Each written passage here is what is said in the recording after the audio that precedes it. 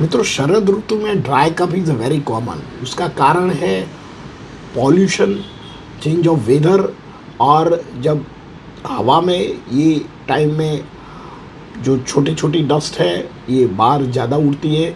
इसीलिए जिन लोगों को एलर्जी का प्रॉब्लम है, ये श्वसन थ्रू हमारा गले में जाता है, तो इससे जरिए एयर पॉल्यूशन की वजह से ड्राई कफ रहता है। तो इसके लिए आप रेगुलर एक्सरसाइज कीजिए, वारंवार आपके मुंह और गले को साफ कीजिए पानी से। और जिन लोगों को ज़्यादा तकलीफ़ है तो मुंह में आप मास्क भी रख सकते हैं, फिल्टर रख सकते हैं। साथ में होम्योपैथिक में ब्रायोनिया, पल्सेटिला और एकोनाइट का भी उपयोग कर सकते हैं।